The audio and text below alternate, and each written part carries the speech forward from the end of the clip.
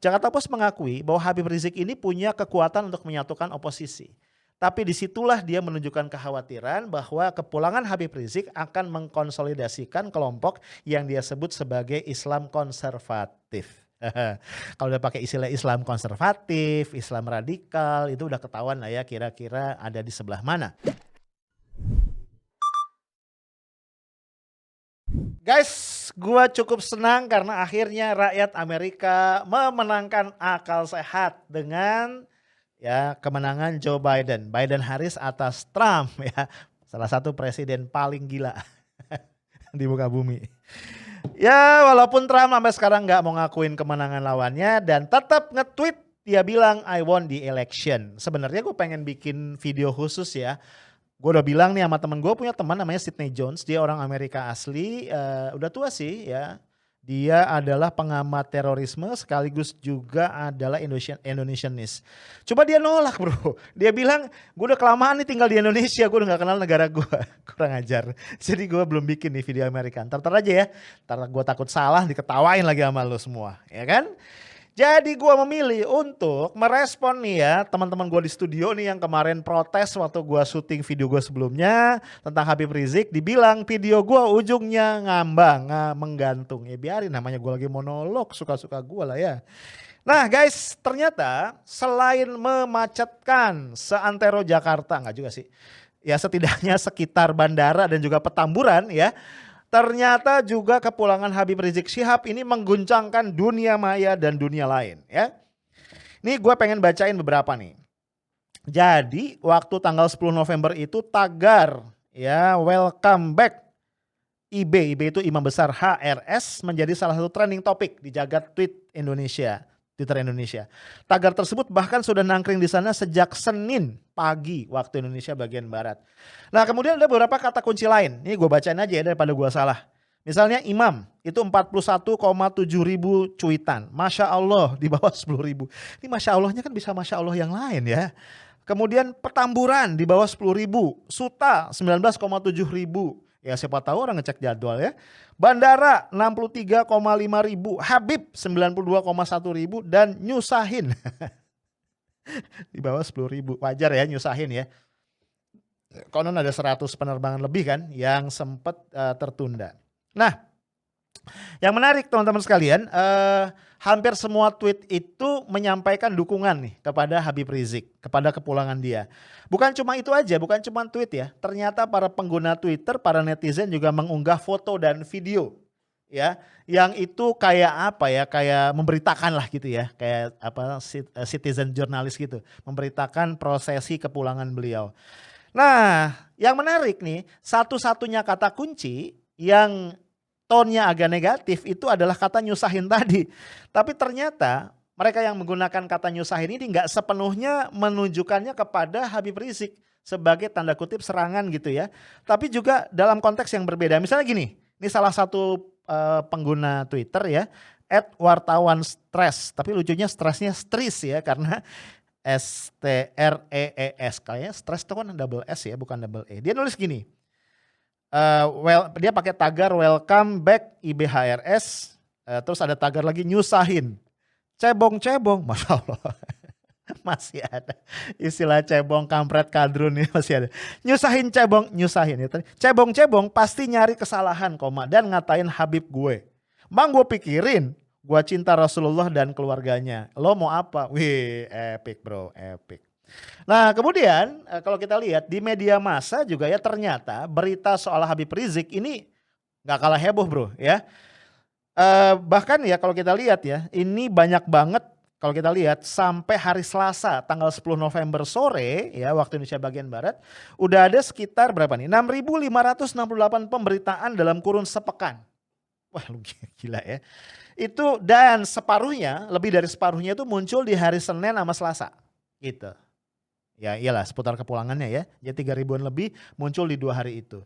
Nah kalau kita lihat trennya kayak apa, kalau kita bicara media daring.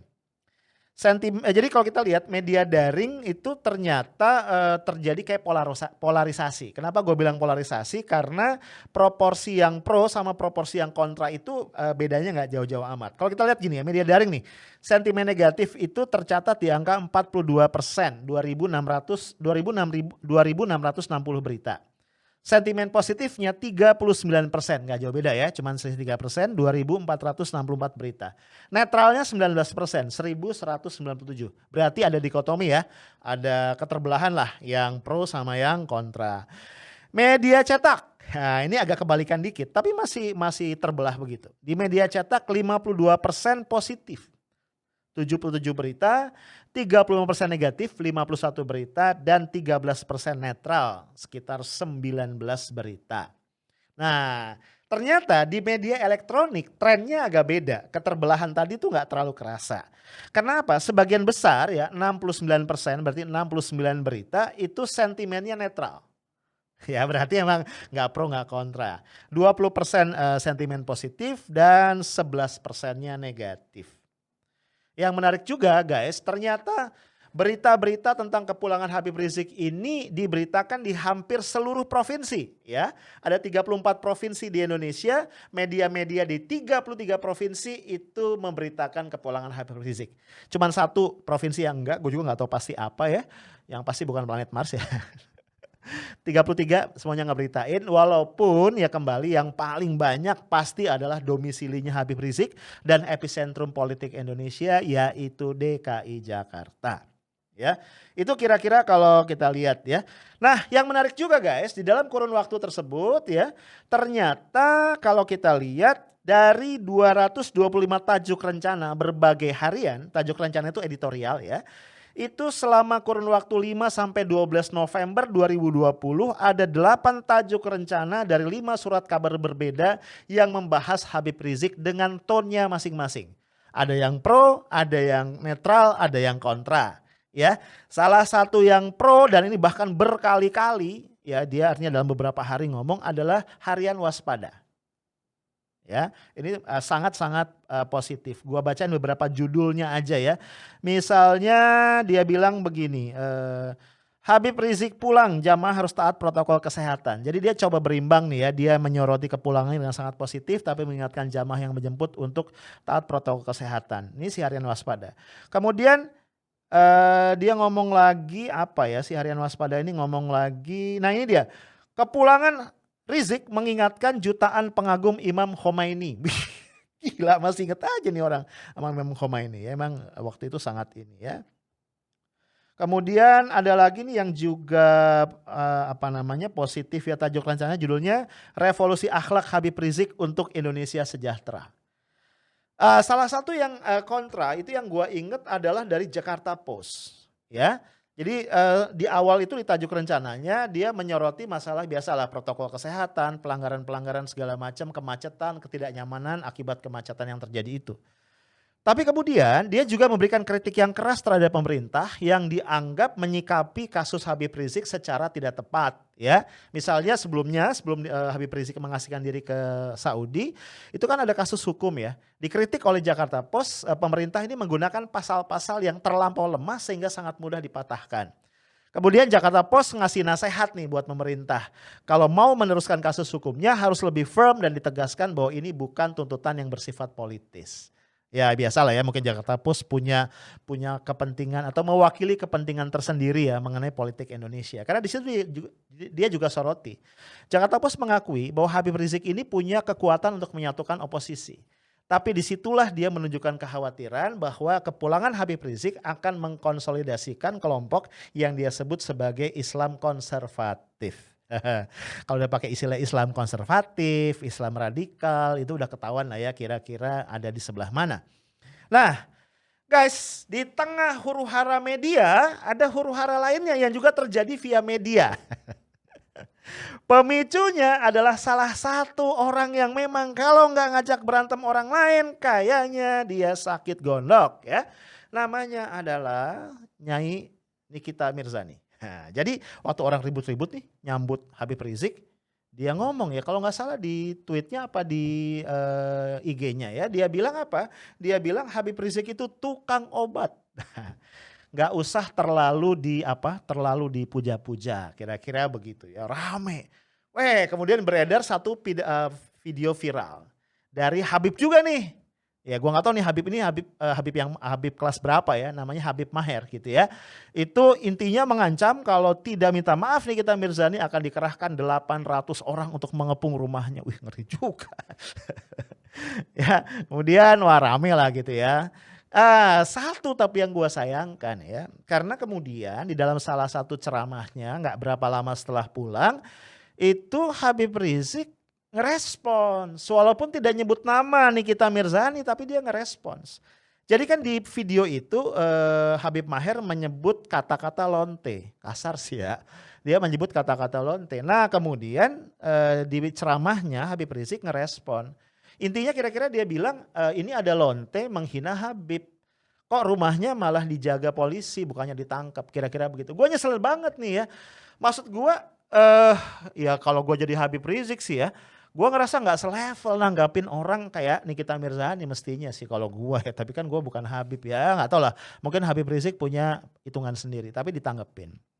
Nah, kemudian rame lagi nih ya Nikita Mirzani di mana di IG-nya misalnya dia ngomong, gue juga keturunan Nabi Adam, gue juga kali Nyai.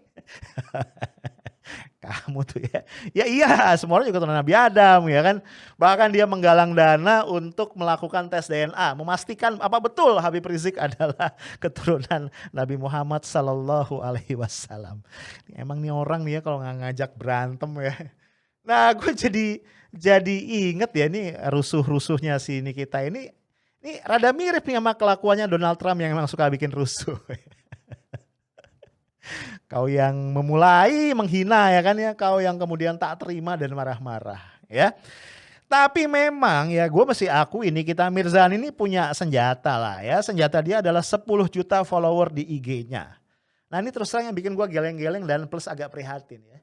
Kayaknya orang Indonesia itu, mohon maaf ya punten ya, ini otokritik karena gue juga orang Indonesia, punya KTP Indonesia dan gue cinta NKRI ya. Gue lihat emang orang Indonesia itu suka banget sama tokoh-tokoh kontroversial ya.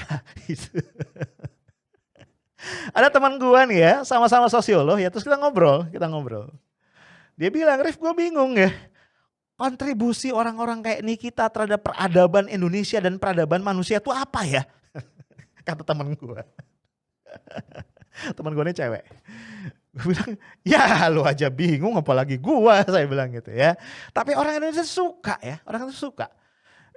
Gue bukan pengguna TikTok ya, tapi berapa waktu yang lalu tuh gue sempet denger rame-rame di dunia pertiktokan Indonesia dan jagat ini ya. Ada seorang tiktokers namanya Denis siapa ya?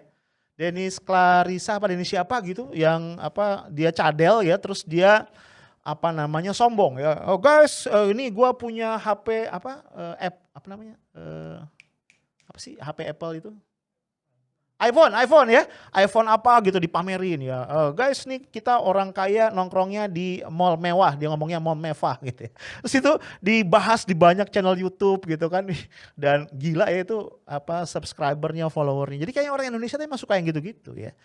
Jadi gue kebayang nih ya kalau nih kita terus berseteru sama Habib Rizik, nah ini bisa petamburan gitu ya, itu ngelawan apa namanya, ngelawan followernya Nikita yang sedemikian banyak ini gitu.